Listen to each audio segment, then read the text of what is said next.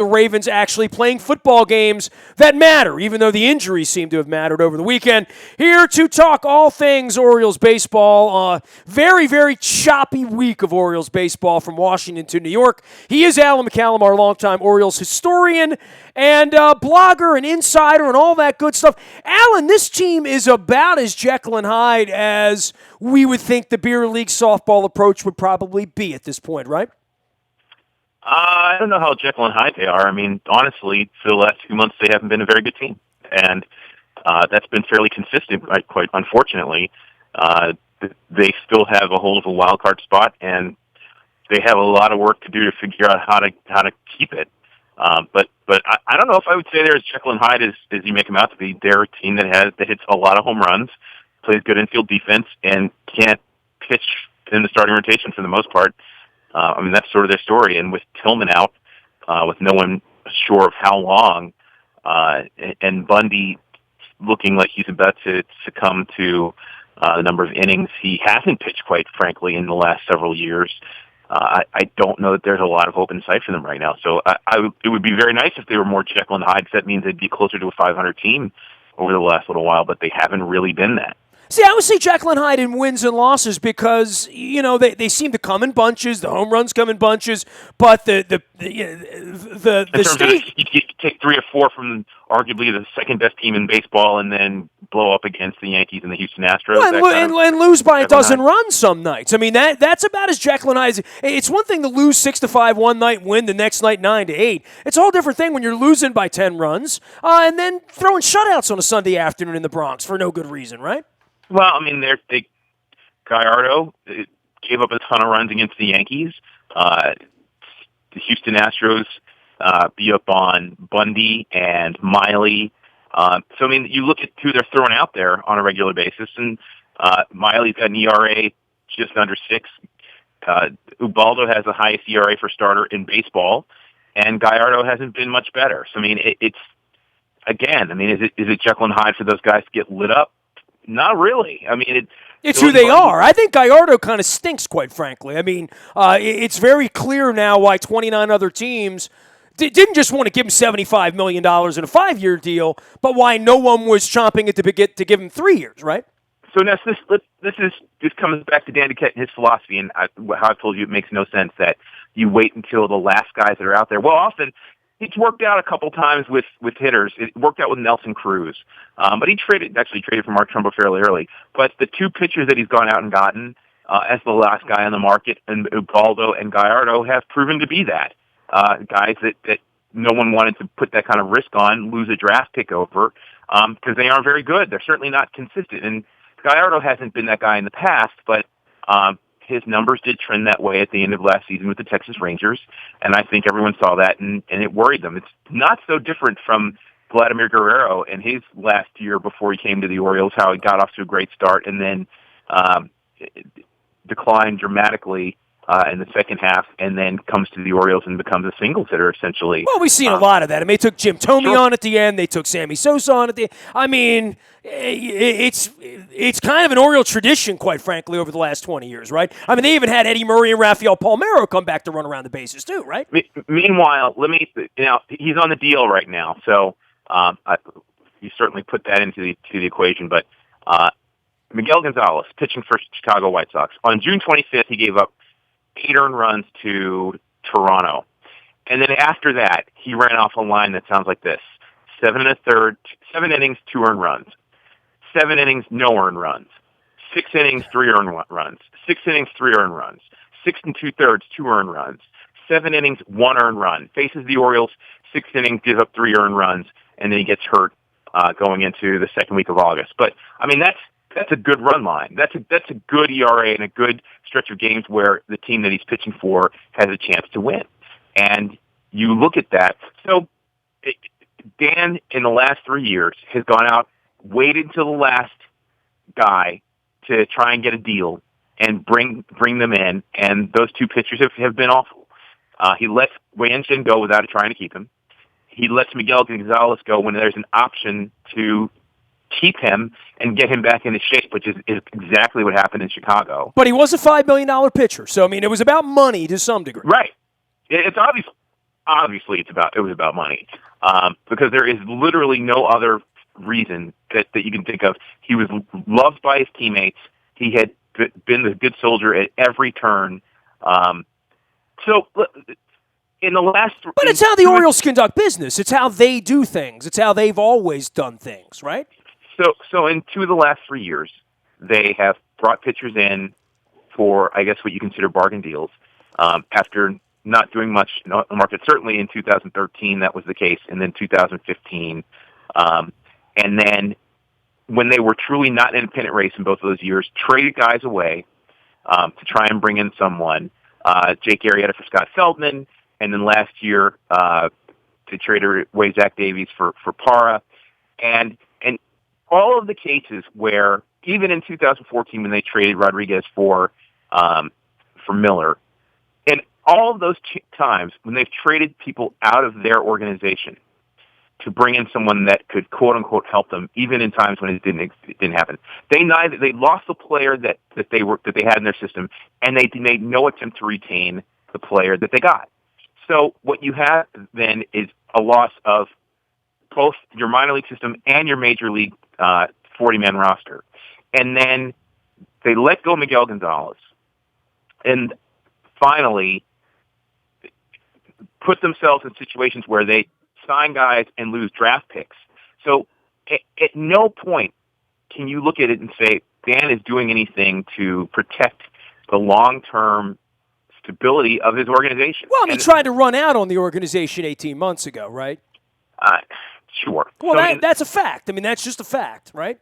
So ultimately, what we're looking at right now is, the Orioles have talked a lot about deep depth since Buck and Dan have been a tandem, one running the front office and one running the show at the major league level on the field, and that deep depth is gone. And so, I mean, when you have a situation where you're ace, and look, let's be very clear about this. Very few teams in baseball could weather their best pitcher going out, and not feel the consequences of that. I'm keenly aware of that.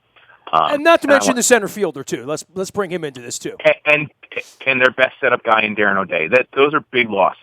But their answers in attempt to do something to help replace Tillman were Mike Wright and Logan Adronzik and T.J. McFarland, who not only was awful on the major league level, but was awful in his rehab stints.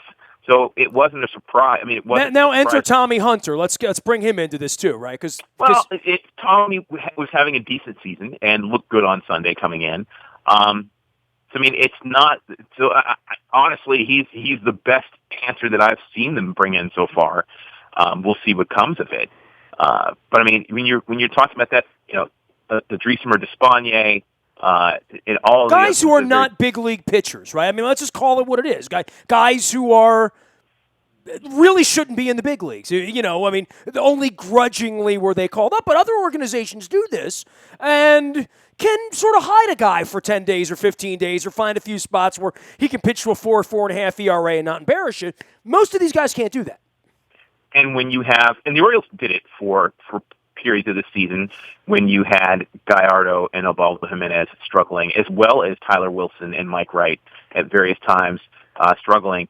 They had Vance Worley and Dylan Bundy in the bullpen to help eat up those innings, and were doing an extremely good job. And Givens, too. Givens was eating some of that, too. Sure. Yeah.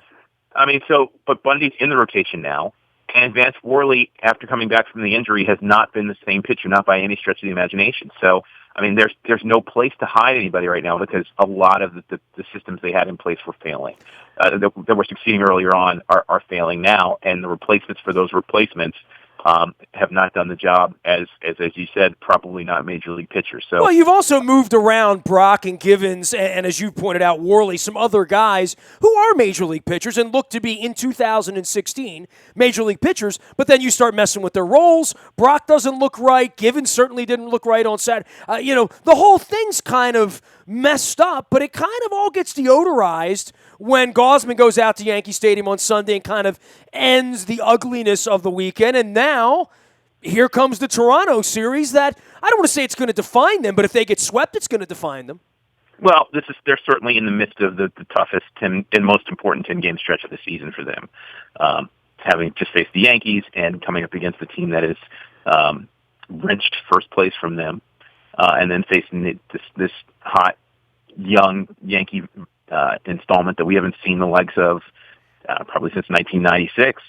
And they're winning, by the way, with this bunch of guys, right? I mean, we saw them hustle and take bases and do things on Friday and Saturday to, quite frankly, embarrass the Orioles, right? So I've said to you, the Orioles is for all the home runs they hit, and they've hit 200 home runs. I mean, there's just no way to argue about that. And the number of home runs home and away, the difference is not that dramatic. But when they go into the slumps that they go into, they have nothing to fall back on. They have no speed. They don't have great at-bats. They don't hit the ball where it's pitched.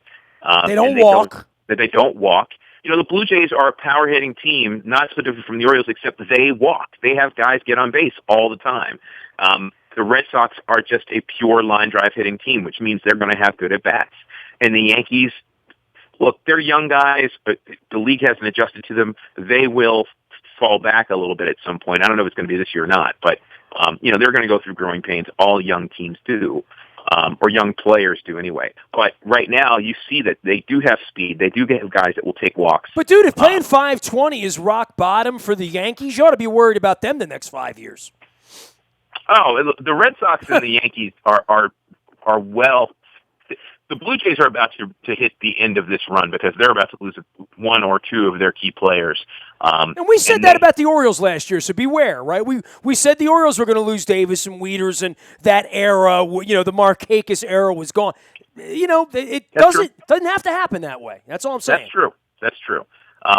Let's put it this way. It's from the way we've heard their front office talk in the last year or so, it seems unlikely that they're going to give. I mean, Bautista basically said, "This is what I want," so it seems unlikely that that's going to happen. We'll see. But I mean, certainly in terms of youth and potential, the Yankees and the Red Sox are set up right now. The Red Sox probably a little further along with many of their players already in place. They need to get a pitching staff together, and the Yankees already have a little bit of that. But those two teams are set up to potentially be good for a long time. And the Orioles are sort of in the middle of that. They've held on to some of their players that were those young guys in 2012 who've become veterans. And now they need to figure some things out. They certainly, just for a second, pause and consider that the Orioles could have Wade Miley, Ivani Gallardo, and Osvaldo Jimenez in the rotation as their 3, 4, 5 in 2017. That's, you certainly hope that it's more Tillman, Gausman, and Bundy. Well, you would also say they're paying those cats next year for now, right, whether they pitch them or not, right? Right. It's baseball. They're not going to be a salary cap cut or a casualty in Major League Baseball. They enter. It's on the ledger already for those guys for next year. And then Mark Trumbo is setting himself up for a big payday. The Orioles have not been known to do that for the 1 year guy. Honestly, unless Trumbo gives him a discount because he likes it here, and I wouldn't say that's beyond the realm of possibility. I think that they'd be better suited to sign Pedro Alvarez right now today, have a regular DH, know what they're going to have to help balance the lineup, and see what comes of it. And then try, if you lose Trumbo, try to find someone who's going to, the Dexter Fowler mold, who's going to be a leadoff hitter and can. By the way, he'll be available again. He'll be up for highest bid again. I think they're probably done with him. What do you think? You think? Call me crazy. I know. Mr. Angelos has long memories about these sorts of things. Alan McCallamar, Orioles historian and insider, joining us here on the back end of an Oriole victory on Sunday. And now here come the Blue Jays, and here are the Red Sox. Alan, are you down that they're going to be a wild card at this point? Because they're still, I don't want to say handily ahead, but they still got a 2.5 game lead on the wild card. I guess the question is, what kind of baseball are they going to play for the next 5 weeks, right? That really is that's all we got left here. What will they look like in the future? Are they going to play 550 ball, or are they going to play 5 games under 500 this month? Because if this is the month they play 5 under 500, they're not going to make the playoffs. This is, as they would say in the football locker room, it's nut cut time. Sunday was a big day for the Orioles in terms of the wild card because most of the teams that are right on their heels lost. Blue Jays came back and beat the Twins once again. being ahead of them. But Seattle's backing up again. You know, they don't look real. Kansas City, they weren't going to win 9 in a row again, but hey, Kansas City has the ability to go 23-5 the rest of the way. You know what I mean? Like, it always feels to me like they could be that team. It feels to me like the Red Sox could be that team. It feels sometimes, if Keuchel's right and whatever, Houston could be that kind of team. But to me, the Red Sox are the ones that I don't see them playing 5 under 5. I think they hit the ball too well, too consistently. I'm going to be honest with you, Nestor. I don't think the Orioles get to the postseason at this point. Wow. Without Tillman, look, here are the factors. I don't disagree with you, but I just think that's a bold thing to say in late August. That's all. Here are the factors that can change what I just said. Tillman comes back, and it is Tillman. Bundy is going through dead arm, and his next couple of starts, he gets back into the form or something close to what we saw right after the All-Star break. And the Orioles, with the addition of players, with the expansion of the roster in September, and I think we've seen Buck manipulate that better than most managers. But I don't think it really helps them with pitchers. I mean, they don't have 10 major league pitchers in the organization. Within the franchise right now, they don't have 10 qualified big league pitchers. I mean, it used to be times when they had 16 or 17 guys floating around, and Buck was trying to figure out how to carry 11 or 12 of them, right?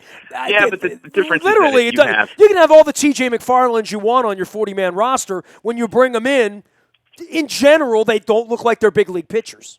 Yeah, but the difference is this, that, when you're trying to bring up 1 or 2 guys to fill 3 innings, that guy's going to get crushed, where if you bring up 5 guys at one time, and you can have them go 2/3 of an inning to get 2 lefties or 2 righties out, and you can mix and match almost at will.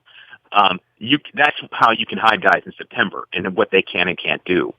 Mike Wright can probably throw balls to the wall and throw in the high 90s and get 2 guys out, and then you remove him quickly and go to Donnie Hart, and it doesn't matter if you still have 7 guys left in your bullpen. I mean, that can hide deficiencies pretty dramatically. So the Orioles, Dylan Bundy, Chris Tillman return to form, and the addition of players, particularly pitchers, but even with Adam Jones out right now, even position players. Because I mean, let's face it. I mean, they're short-manned right now because of the situation with the rotation in the bullpen. They're nursing Adam Jones to September because they're trying not to put him on the DL. And they're playing Steve Pearce, who had a huge day on Sunday for the Orioles, knowing that he's banged up, and they need those guys because they don't have anybody else. So being able to add depth players that can just sort of fill those spots here and there can make a significant difference for a team like that. When you go, let's say, 25-32, it could make a huge difference for the Orioles. So, I mean, those are the factors that could, I think, get them to the postseason. But short of Tillman coming back and being Tillman, I would love to be wrong, Nestor. And I don't think you can trade Tillman for Jimenez over 6 starts the rest of the way and think that you're going to make the playoffs. I mean, they're going to throw Miley and Ubaldo and probably Gallardo at the Toronto Blue Jays for 3 of the biggest games of the season, and with the idea that they're hoping to take 2 or 3. I mean, I've seen miracles happen, Nestor, but I mean, the old adage is that at the end of 162 games, your record is what you are what your record says you are, and I don't see realistically. I'm not trying to be a negative Nanny. I'm really not. Well, I mean, you're one of the most optimistic cats that I know generally about the Orioles, and I have a place I'm going to take that with Machado in a minute too. But yeah, I mean, Miley and Estrada, Jimenez and Happ, Gallardo and Sanchez. Who do you like? The leap to have the Orioles come out of this series, having won it, would be an impressive one. I mean, can it happen? Of course, anything can happen in baseball. So let's put that out there. But you're asking me what I think. Can they hold on to the wild card spot, given all the circumstances that are going on around the team and all of the late marches that we're seeing clubs make, either above or behind them? And my answer to you, is honestly as I can give you, is no. I just don't think they can, because they haven't. The sins of the offseason and Danny Kitt's philosophy about putting a team together are showing up with this team right now, as they did last season.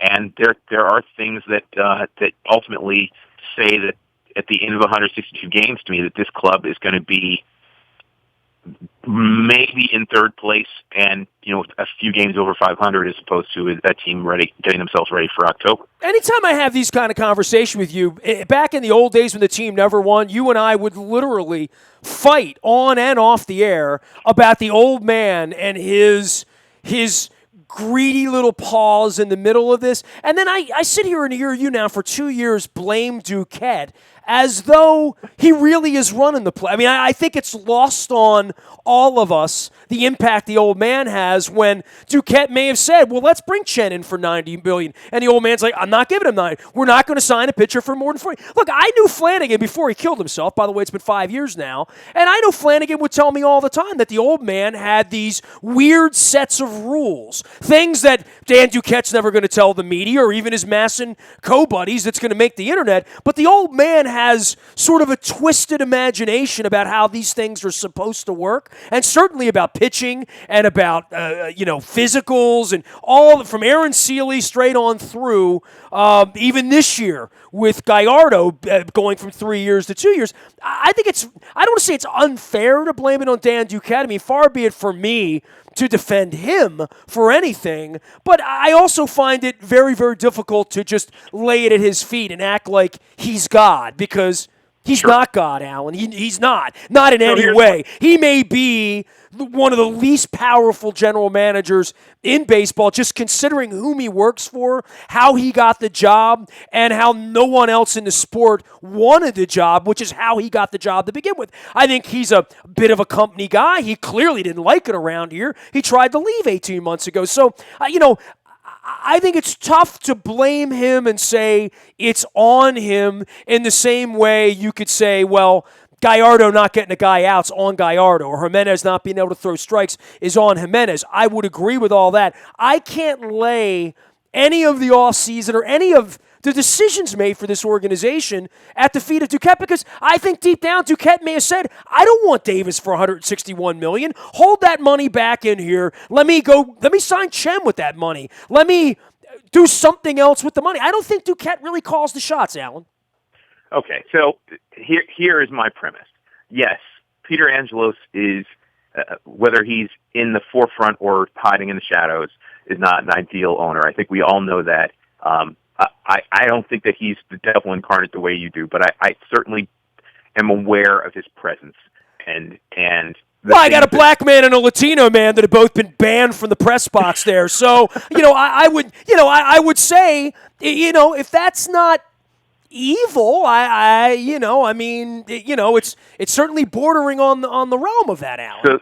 So with all that said, if you're going to work for him, the parameters under which you exist.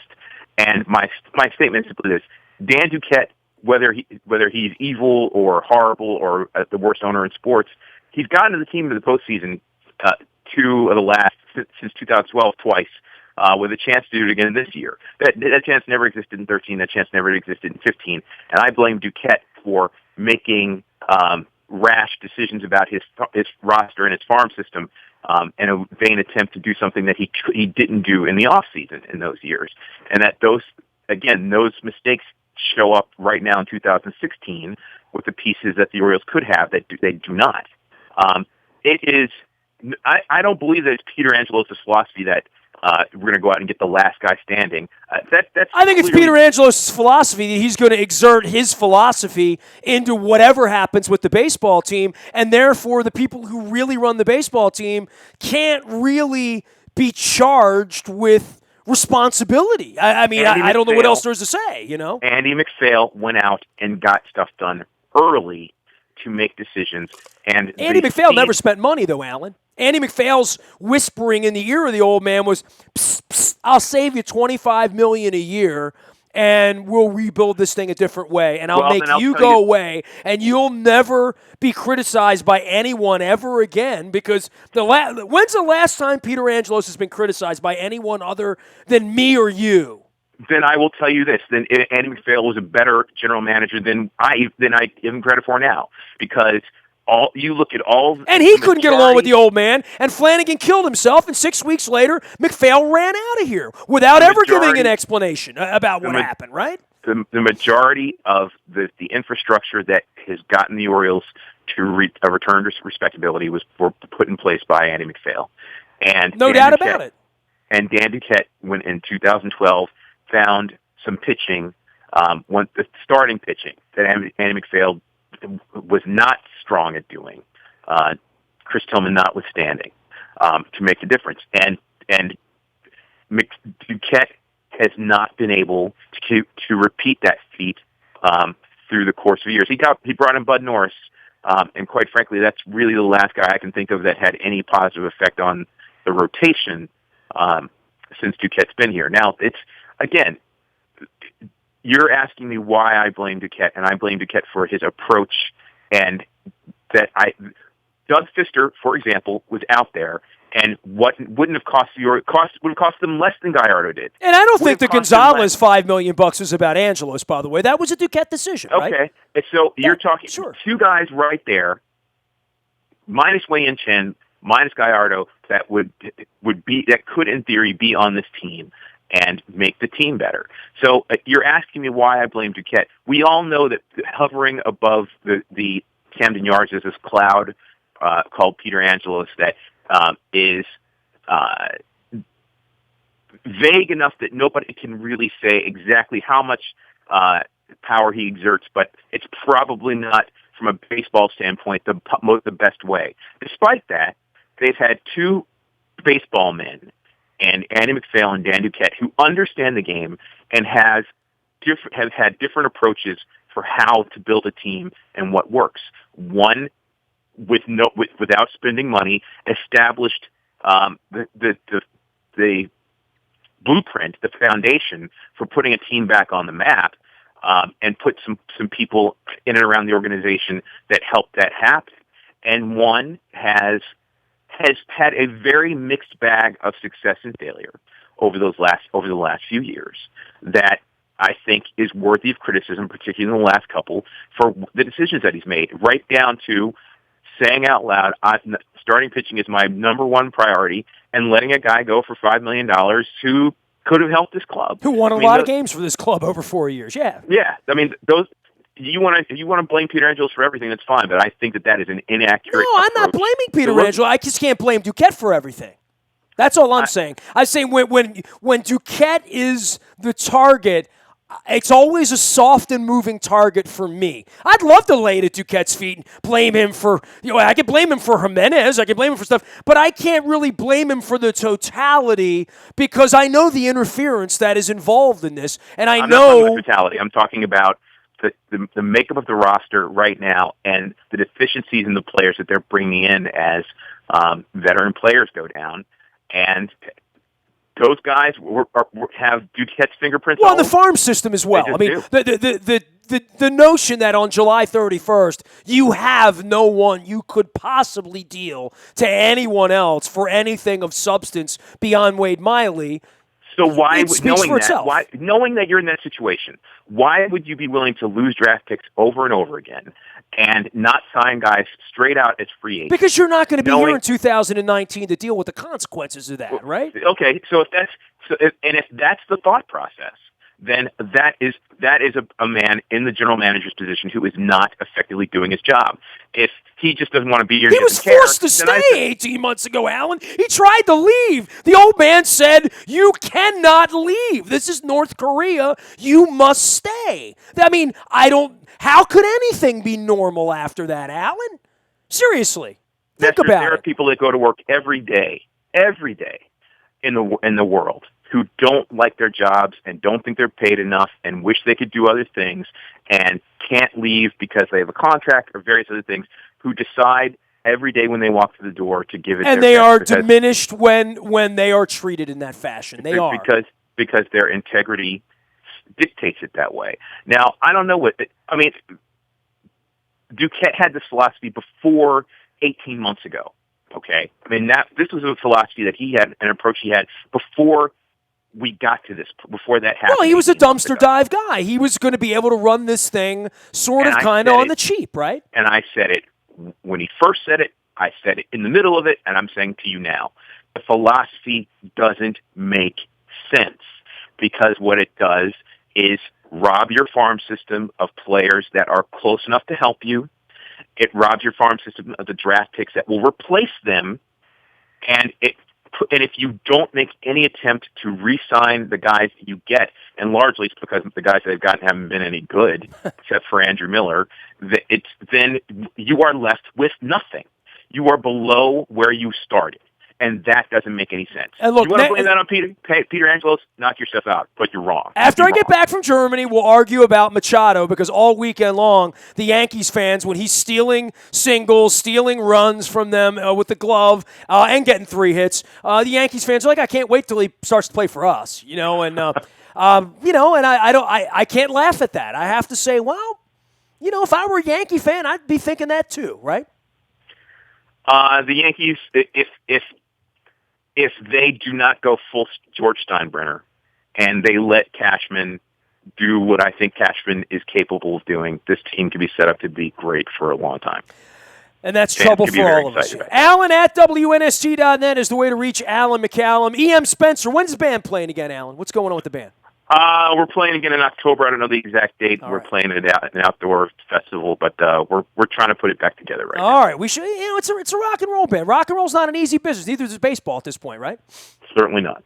He is Alan McCallum, our longtime baseball historian and friend. You can reach him, Alan at WNST.net. He's also out on Facebook, Twitter, and wherever social media is served. You can find me, Nasty, at WNST.net, and also in the Buy a Toyota Audio Vault 24 hours a day from anywhere in the world. You can every morning get our WNST morning newspaper shipped to your email inbox free of charge and powered up by Planet Fitness and PlanetFitness.com. And last but never least, breaking news always happens first on the WNST Tech Service. That is powered up by Coons Ford of Security Boulevard. Nasty at WNST.net, LinkedIn, Facebook, Twitter, Snapchat, Instagram, Facebook Live, and WNSTV on our YouTube channel. We are WNST.net, AM 1570, and WNST Taos in Baltimore, and we never stop talking Baltimore sports.